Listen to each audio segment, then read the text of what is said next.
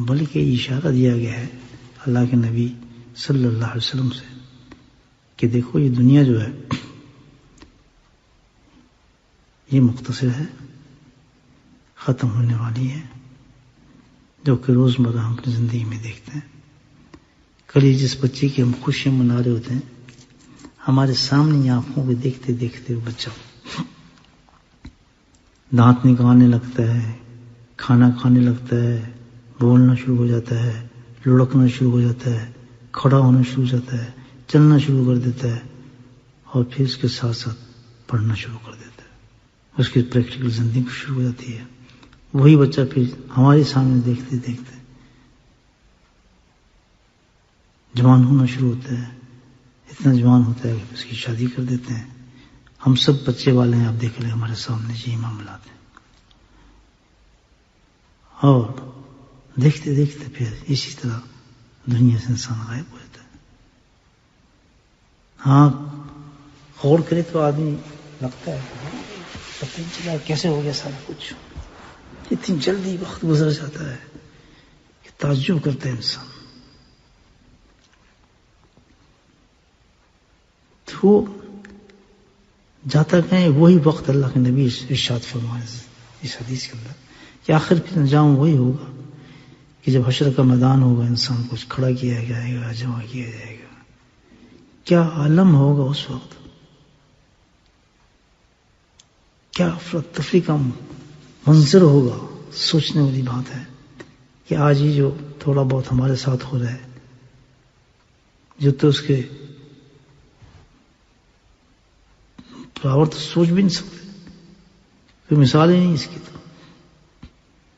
تو کیا حال ہے لوگوں کا؟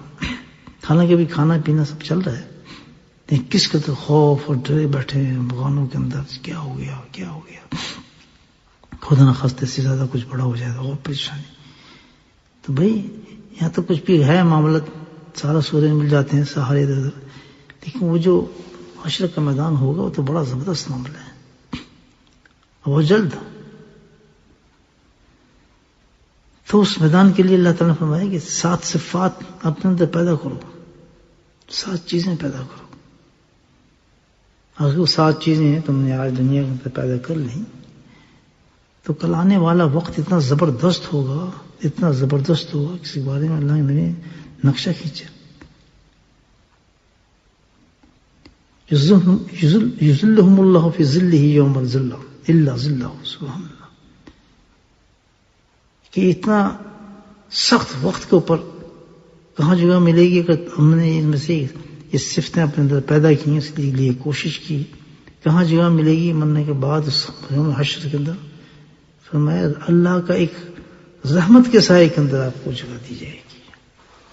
وَرَجُلُ ذِكْرُ اللَّهِ حَالٍ فَفَادَتْ عَيْنَهُ، رواه البخاری مسلم، یہ مسلم اور بخاری کے اندر یہ روایت کی گئی یہ حدیث چھوٹی حدیث نہیں ہے۔ ایسا شخص، فرمایا یہ صفت کہ کیا؟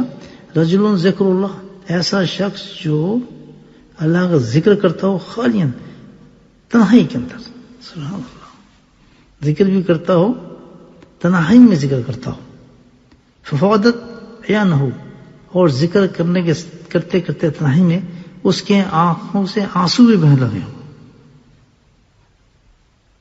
رو بھی رہا ہو، رونا بھی آ رہا ہو، اس کو تنہائی ہو، ذکر ہو اور آنکھوں سے آنسو بھی جاری ہوں۔ فرمایا یہ ایسا شخص جو ہوگا جس میں یہ چیزیں پیدا ہو جائیں گی، تو اللہ سبحانہ تعالیٰ نے دنیا میں بشارت اس کو دی ہے کہ وہ کل میری رحمت کے سائے کے اندر ہوگا۔ تو اترتے ہوتے پہلے کیا تبدیلی آئے گی؟ جس حدیث میں بتایا نا کہ ذکر کرتا ہے وہ کیا کرتا ہے؟ ذکر اللہ خالیاً، تنہائی میں، تو اب اس کو تنہائی پسند ہونا شروع ہو جاتی ہے۔ وہ کہتا ہے جلدی گھر سے کام شام کرو یار، چلو گھر چلتے ہیں ذکر کریں گے، یار وہاں چلیں گے وہاں بیٹھیں گے، وہ میچ ہو رہا ہے یا میرا دل نہیں کر رہا۔ اب تنہائی کے ساتھ یہ ایک اور جو اس کو انعام ملے گا بڑا زبردست، وہ ہے اخلاص کا۔